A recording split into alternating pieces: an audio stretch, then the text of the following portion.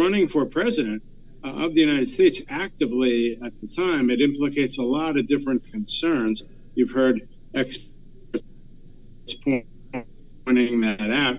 And a lot of high-level experts are saying they felt that in this instance, it would be unconstitutional. And I'm inclined to agree with that. And I think the judge was very smart.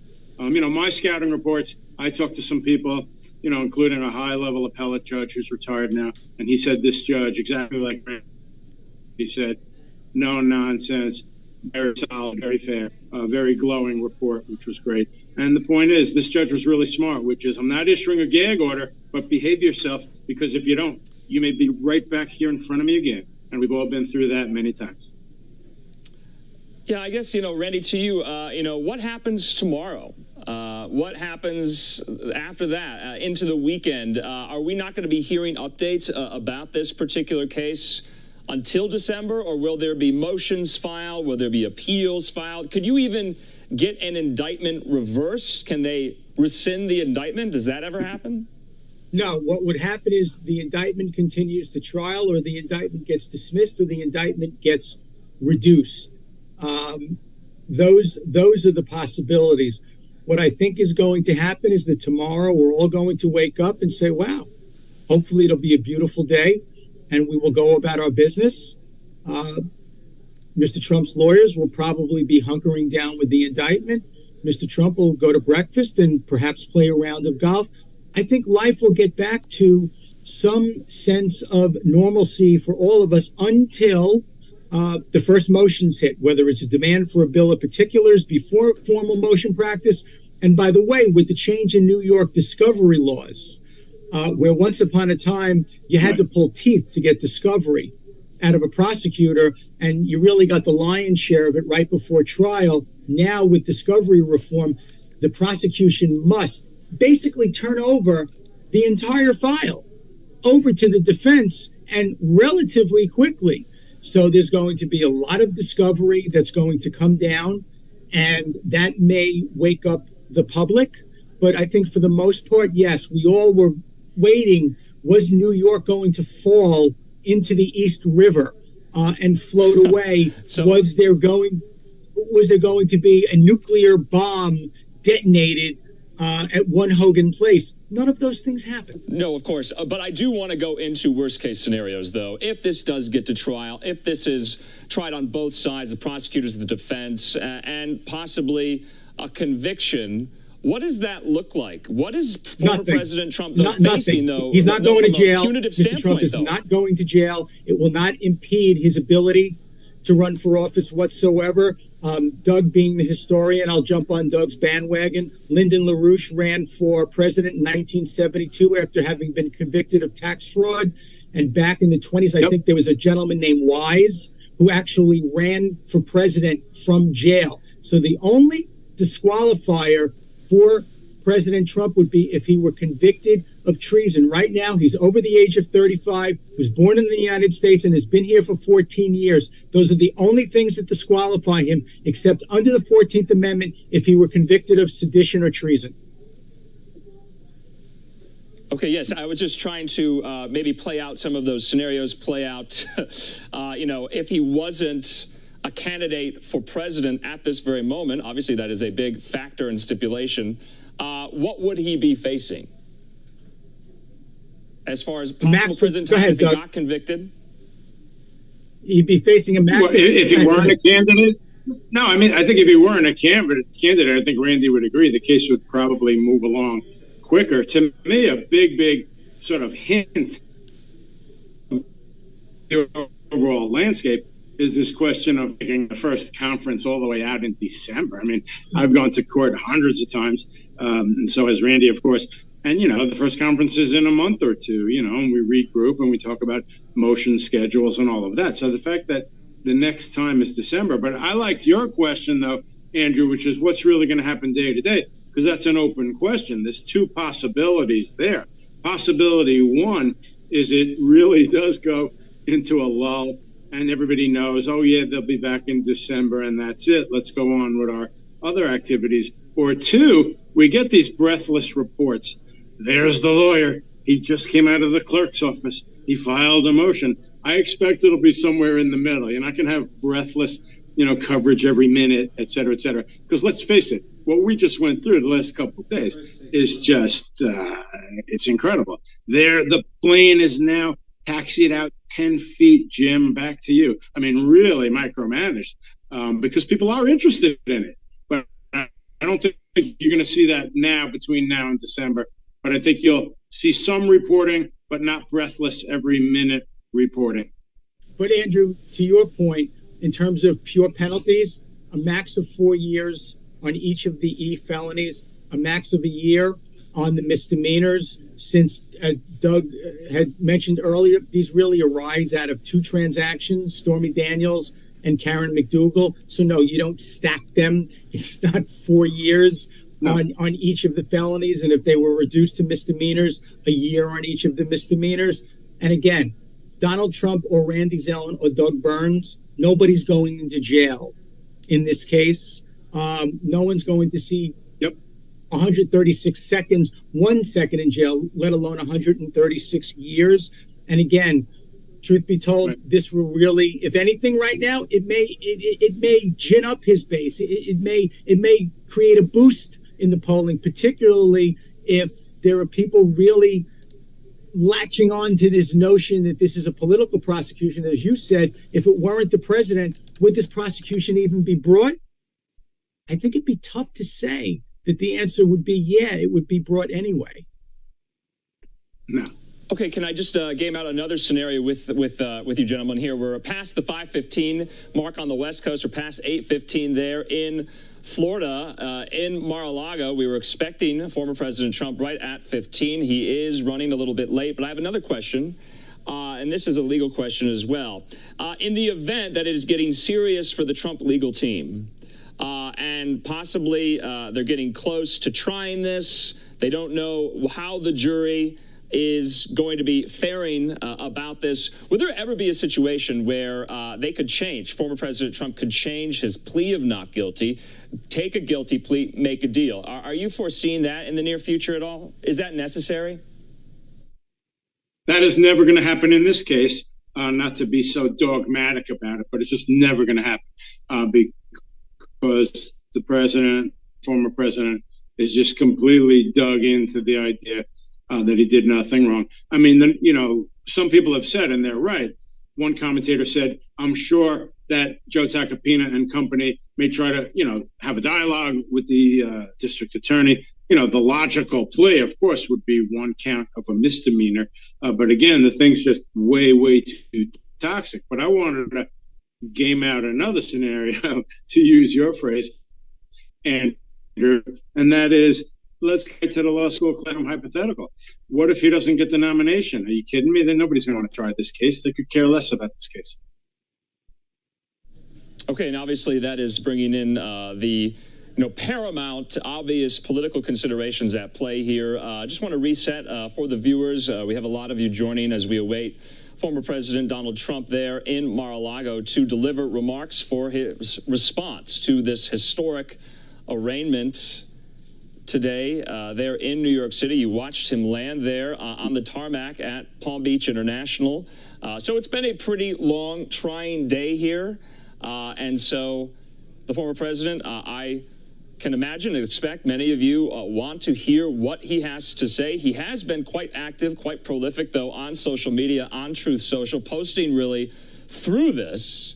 And it does look like we do have some movement behind those American flags here. So, Doug, Randy, we appreciate your time here. We're going to keep this up. We're going to watch and wait for the former president. There you can see his son, Eric Trump, and his daughter-in-law, Lara Trump. Let's just listen to some of the sounds in the building here.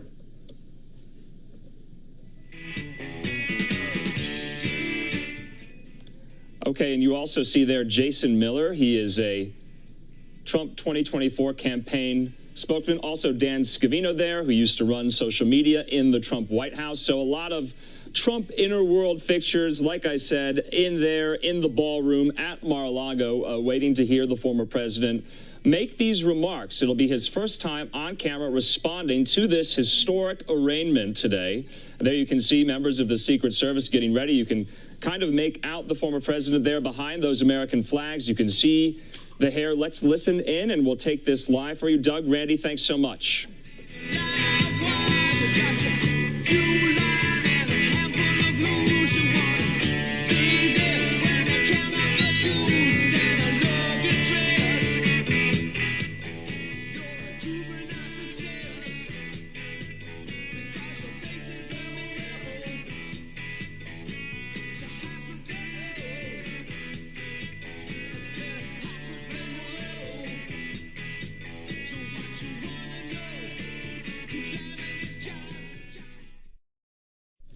All right, and this is Andrew Kraft here yet again. We want to thank you all for being with us here on this day in U.S. history, this unprecedented, historic day.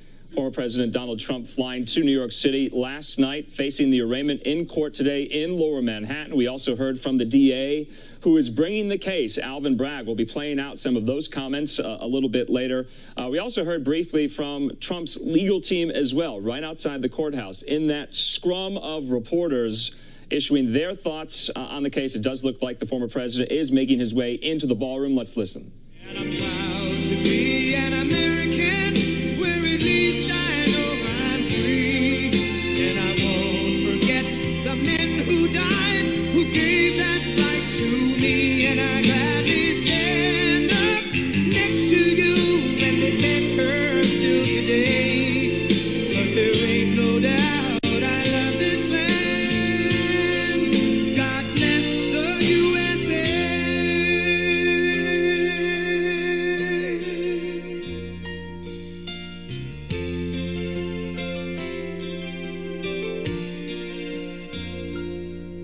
From the lakes of Minnesota to the hills of Tennessee, across the plains of Texas, from sea to shining sea, from Detroit down to Houston and New York to LA, where there's pride in every American heart, and it's time we stand and say,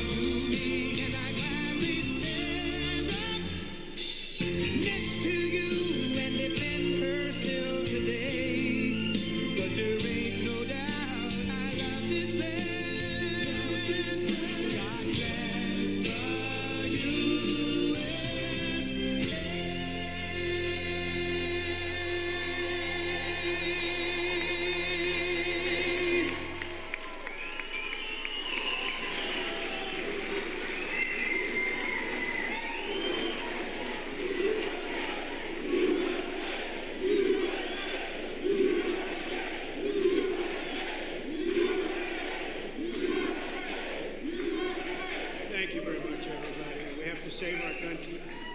God bless you all. God bless you all. And I never thought anything like this could happen in America. Never thought it could happen. The only crime that I have committed is to fearlessly defend our nation from those who seek to destroy it. From the beginning, the Democrats spied on my campaign. Remember that? They attacked me with an onslaught of fraudulent investigations. Russia, Russia, Russia. Ukraine, Ukraine, Ukraine. Impeachment hoax number 1. Impeachment hoax number 2. The illegal and unconstitutional raid on Mar-a-Lago, right here. The lying to the FISA courts the FBI and DOJ relentlessly pursuing Republicans, the unconstitutional changes to election laws by not getting approvals from state legislators, the millions of votes illegally stuffed into ballot boxes and all caught on government cameras. And just recently, the FBI and DOJ in collusion with Twitter and Facebook in order not to say anything bad about the Hunter Biden laptop from hell, which exposes the Biden family as criminals and which, according to the pollsters, would have made a 17-point difference in the election result.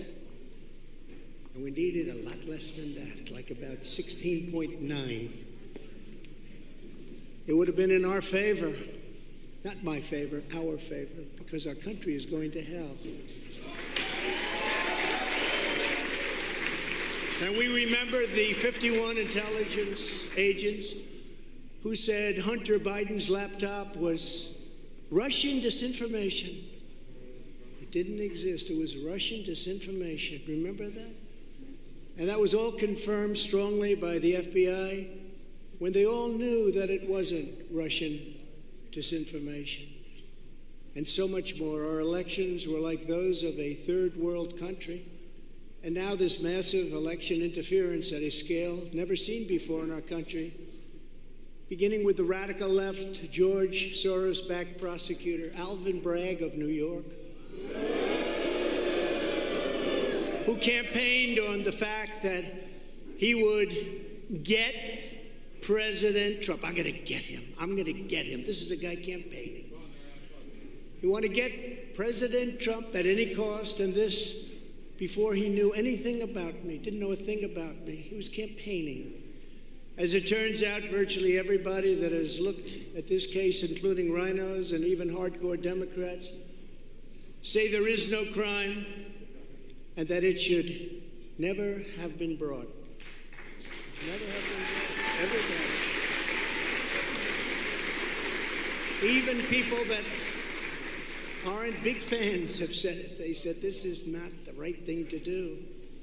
It's an insult to our country, as the world is already laughing at us for so many other reasons, like our open borders, our incompetent withdrawal from Afghanistan, where we left behind American citizens, $85 billion worth of the best military equipment in the world, lost 13 magnificent young lives, and far too many to mention that are so badly hurt with the loss of arms and legs and facial obliteration. The most embarrassing time in our country's history, in my opinion. Then our give up on energy independence and even energy dominance. We're going to be dominant within 6 months, more than any other nation times 2. We had this all just 3 years ago. Our raging crime statistics, if you look in Democrat-run cities, numbers the likes of which we have never seen before, the open threats by various countries of the use of nuclear weapons, something never mentioned or discussed by outside nations during the Trump administration, and which could very well lead under the Biden administration's leadership to an all-out nuclear World War III can happen. We're not very far away from it, believe it or not.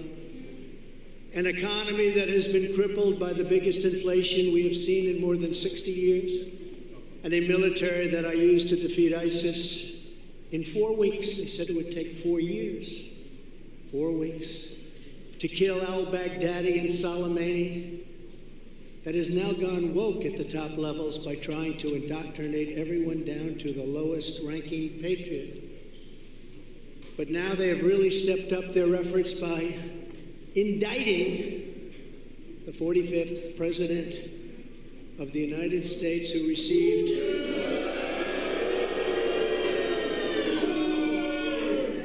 $75 million votes, which is more than any sitting president in the history of our country.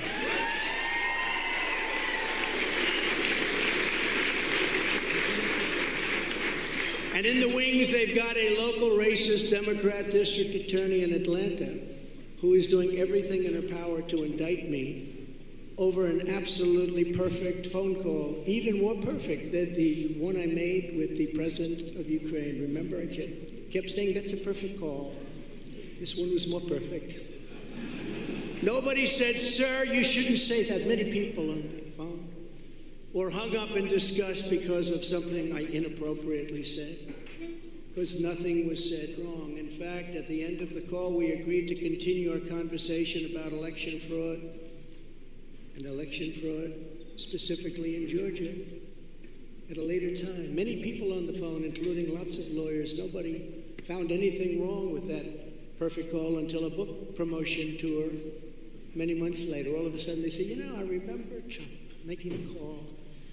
Let's look at that. This fake case was brought only to interfere with the upcoming 2024 election, and it should be dropped immediately.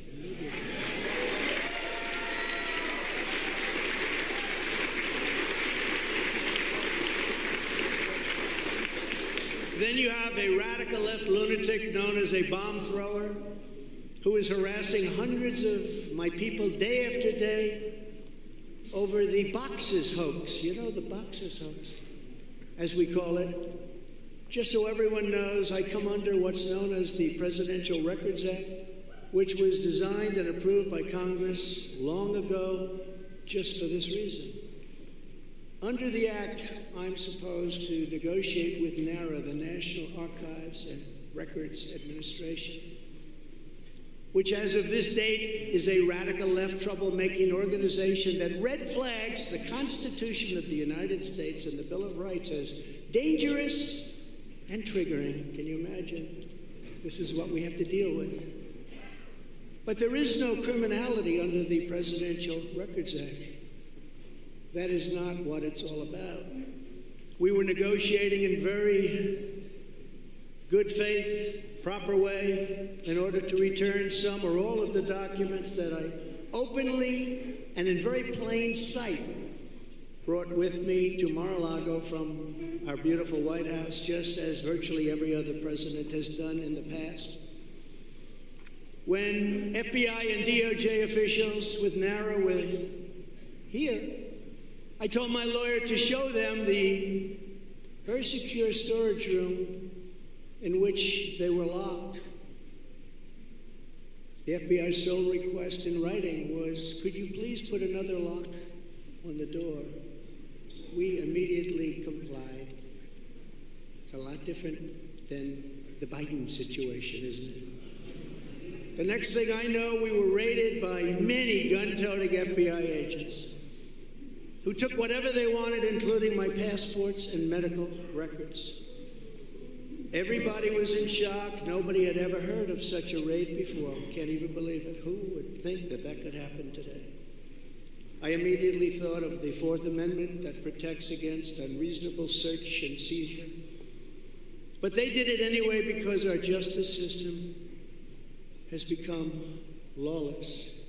They're using it now, in addition to everything else, to win elections. Apparently, they're not looking at me through the view of the Non-Criminal Presidential Records Act. They came up with a new one. This is a new one. And they're looking at me through the Espionage Act. Think of that. How does that sound? Of 1917, where the penalty is death.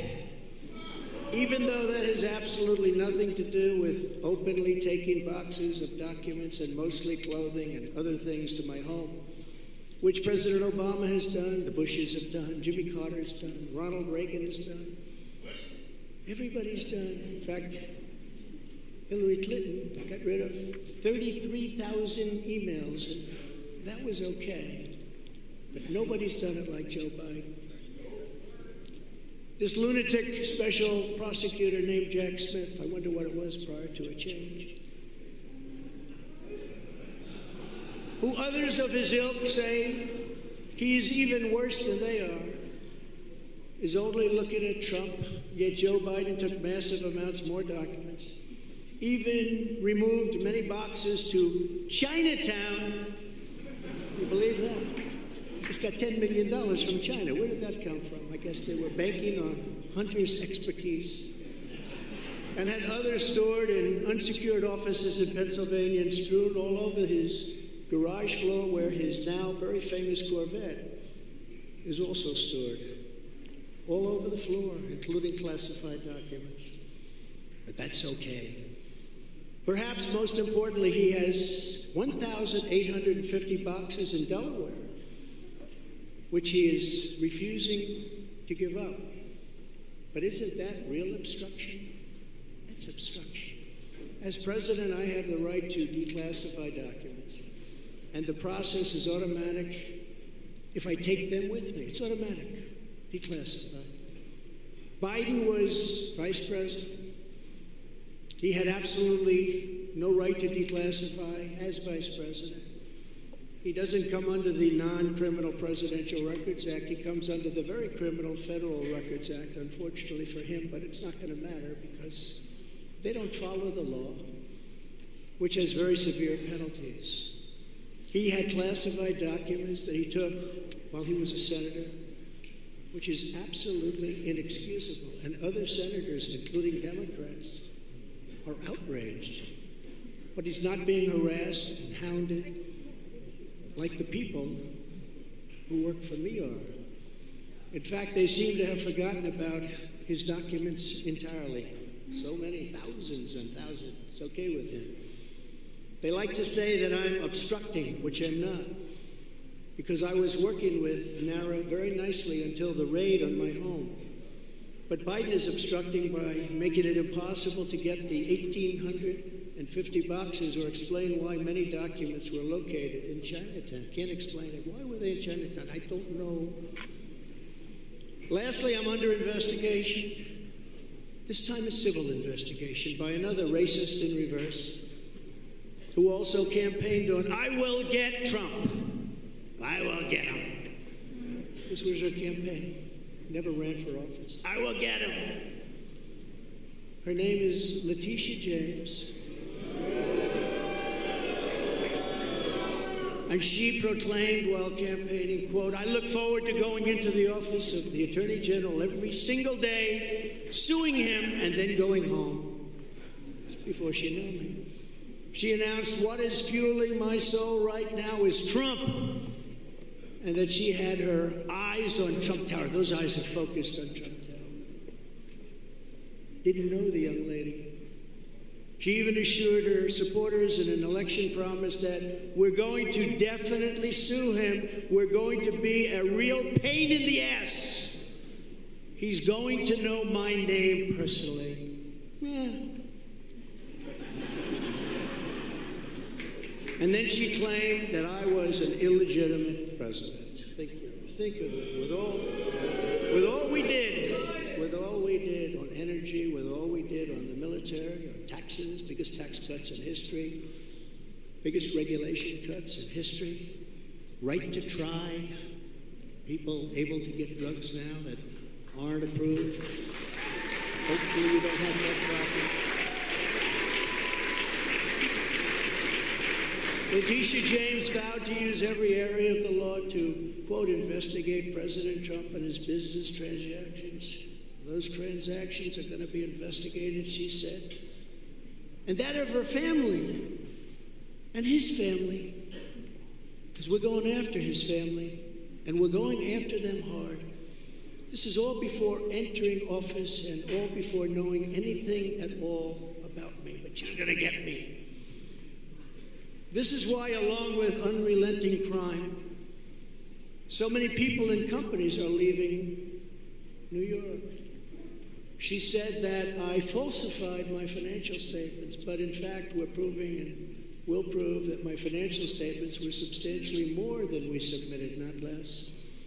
And in all cases have a strong disclaimer clause in them which tells the institutions that may look at that if they want to, not to rely on the statement.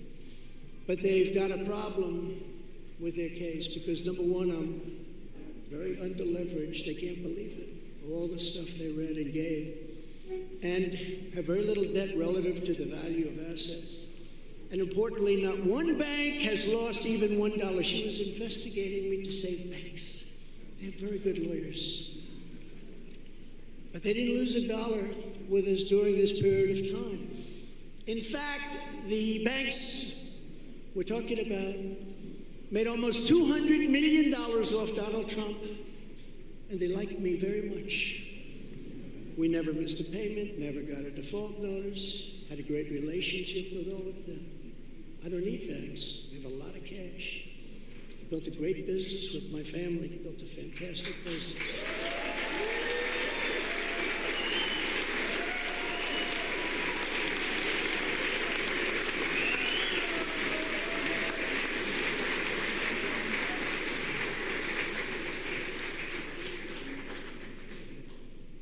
I have a son here who's done a great job, and I have another son here who's done a great job.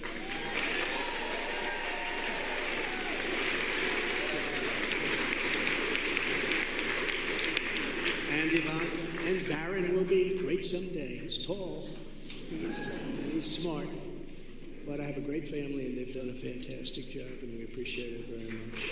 They've done it.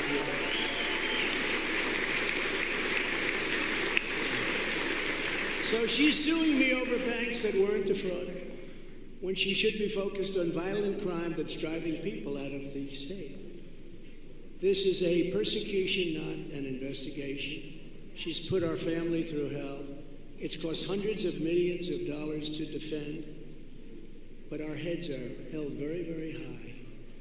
They want to settle the case, but I want no part of that. So here we are now. It's where we were today, in a city that was so great just 4 or 5 years ago.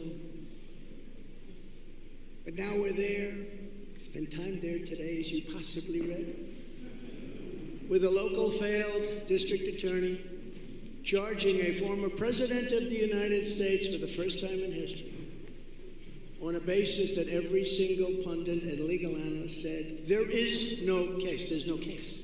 They kept saying, there's no case.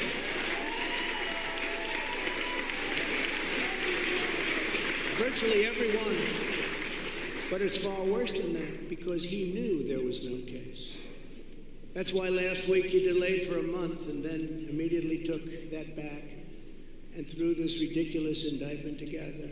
Came out today, everybody said, this is not really an indictment, there's nothing here. My lawyers came to me and they said, there's nothing here, they're not even saying what you did. The criminal is the district attorney because he illegally leaked massive amounts of grand jury information, for which he should be prosecuted, or at a minimum, he should resign. And Alvin Bragg's wife confirmed a report that claimed her husband has Trump nailed on felonies. She has since locked down her Twitter account. His chief prosecutor, who represented the Democrats and crooked Hillary Clinton in a firm run by Chuck Schumer's brother, Robert, he quit the firm in order to go to work in the DA office in order to get Trump. Can you imagine that? Hillary Clinton's lawyer, Democrat firm. Ultimately, he quit as chief prosecutor because Bragg didn't think he had a case. Think of that same guy that brought this ridiculous thing today. Yet during his investigation, this prosecutor named Mark Pomerantz wrote and published a book saying all sorts of privileged things, and has been very strongly reprimanded. He was reprimanded so strongly. I've never seen anything like it. That's probably the end of it. But what he did was probably very illegal. But he was very, very strongly reprimanded. Even District Attorney Bragg was furious with him. They were having a tremendous fight in the office because of it. But hope is never lost, because various prosecutors in the DA's office also quit because they thought President Trump was being treated very unfairly. How about that? Isn't that great? Oh, I love them. I'd like to meet them. I'd like to meet them. The DA's office even had a web page. Meet the team of executives who have done this to President Trump. That was the title. Isn't that nice? They immediately had to take it down. Meanwhile, overall, crime in New York was up 30% last year. much more than that the year before, with felony assaults, robberies, and burglaries all up by massive, massive numbers. Not the same place that I know, not the same place that you know. And this is where we are right now. I have a Trump-hating judge with a Trump-hating wife and family whose daughter worked for Kamala Harris and now receives money from the Biden-Harris campaign and a lot of that. We recently had another trial, and the same judge told the fine man who worked for me for many, many years that if you admit your guilt, you will be in jail for 90 days. But if you don't, if we go through a trial and you're found guilty, you're going away for 10 years and maybe longer, which for a 75-year-old man with a great family really means life. What the prosecutors and judge did to that man, I will never forget, because it's right out of the old Soviet Union. That's where we are. They said, you say anything about Trump, meaning that's bad, and you won't even have to serve the 90 days. You'll walk free. And they say that to many of my employees. We have this Jack Smith lunatic threatening people every single day through his representatives. They're threatening jail terms. But talk about Trump and you'll go free. This is where we are as a nation. Who would have thought? They can't beat us at the ballot box, so they try and beat us through the law. That's the country in which we live, however, right now. The USA is a mess. Our economy is crashing. Inflation is out of control. Russia has joined with China. Can you believe that? Saudi Arabia has joined with Iran. China, Russia, Iran, and North Korea have formed together as a menacing and destructive coalition. Would have never happened if I were your president. Would never have happened. Nor would Russia attacking Ukraine have happened. All of those lives would be saved. All of those beautiful cities would be standing. Our currency is crashing and will soon no longer be the world standard, which will be our greatest defeat, frankly, in 200 years. There will be no defeat like that. That will take us away from being even a great power. If you took the 5 worst presidents in the history of the United States and added them up, they would not have done near the destruction to our country as Joe Biden and the Biden administration have done.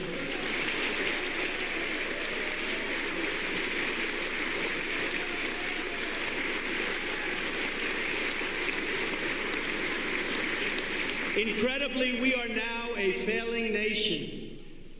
We are a nation in decline. And now these radical left lunatics want to interfere with our elections by using law enforcement. We can't let that happen.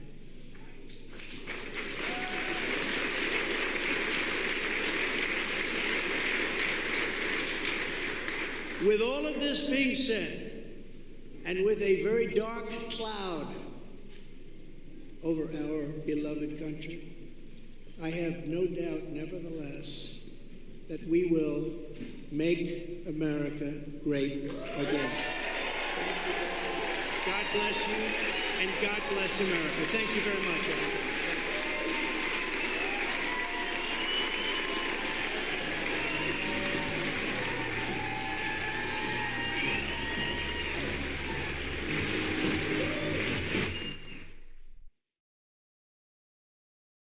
Okay, so you have been listening there to former President Donald Trump speaking to his crowd of supporters there in the Mar-a-Lago ballroom there in West Palm Beach. He started off his, about 20, 25 minute long statement there with a long preface of the litany of investigations that are ongoing into his conduct related to the Jack Smith special counsel probe the DOJ is conducting there into his actions leading up to and on January 6, 2021, the Capitol riot. Also, he spoke at length about the investigation going on that sister investigation Jack Smith is conducting into the FBI raid there at Mar-a-Lago last August that found numerous classified documents that were not returned after former President Trump left the presidency. He's being at least alleged on obstruction charges there, possibly.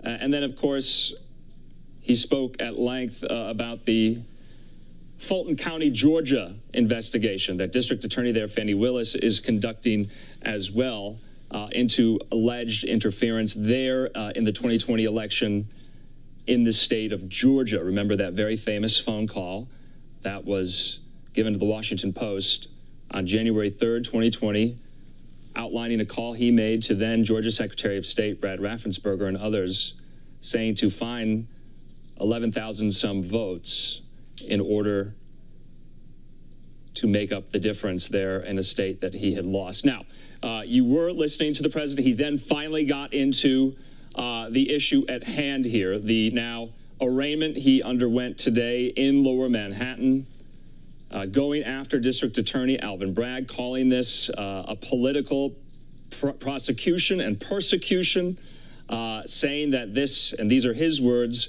is only being done to interfere in the outcome of the 2024 presidential election. Now, there are some claims he also made about the 2020 presidential election contest, of course, that he lost to now President Biden.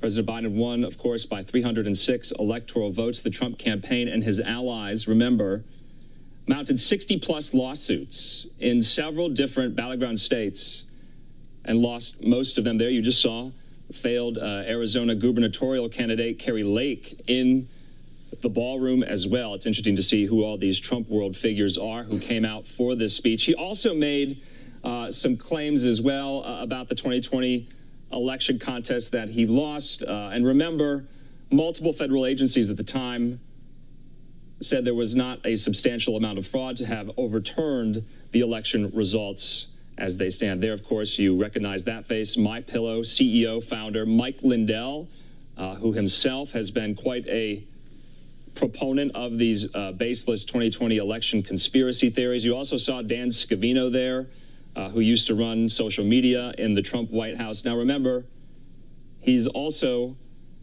talking about going after now President Biden for a number of different matters and issues that he says he would do differently if he were president right now, hammering him on his handling of the war in Ukraine, high gas prices, what have you. Now, he spoke at length about some of the investigations going on surrounding President Biden's son, Hunter Biden. We know there are several congressional investigations looking into Hunter Biden's dealings with China as a business partner, sitting on some boards there. Now, remember, President Biden is not under investigation for some of the alleged improprieties that former President Trump made today in this speech. Hunter Biden, of course, is under investigation at the level of the DOJ for certain infractions when it has to do with taxes, when it has to do with owning a weapon. We'll see how that plays out. But remember, Hunter Biden, President Biden, they have not been indicted. They have not been charged with a crime. Today, former President Donald Trump becoming the first former president in history to be indicted and arraigned on a crime. There you see his longtime ally and supporter, Roger Stone, there at Mar-a-Lago.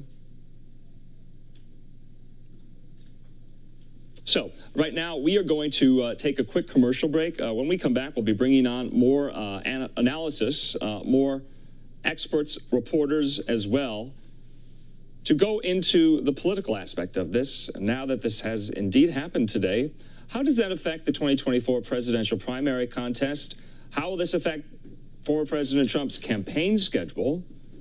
Remember, he does not have to appear in court again until December the 4th. So we wanted to air all of that in its entirety here on Live Now from Fox. This has been the story of the day, and we have been on it from the very beginning. Both just yesterday, when he made his way from Palm Beach to New York, spent the night there at Trump Tower, and then made the way from Trump Tower to Lower Manhattan today to face that arraignment on this indictment. 34 felony counts. I'm Andrew Kraft. As we approach the top of the hour, we're going to take just a quick commercial break here. More where that came from in just a moment.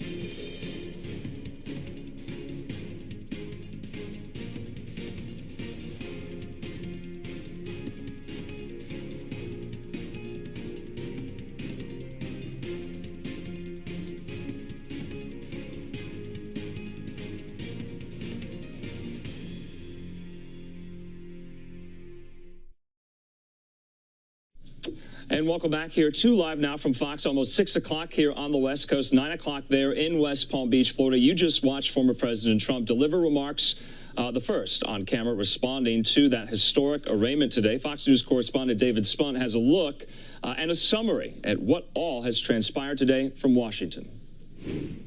The 16-page, 34-count indictment centers on what Manhattan DA Alvin Bragg calls a catch-and-kill scheme to boost then-candidate Donald Trump's campaign for the White House. Bragg's office alleges the defendant, Donald J. Trump, repeatedly and fraudulently falsified New York's business records to conceal criminal conduct that hid damaging information from the voting public during the 2016 presidential election.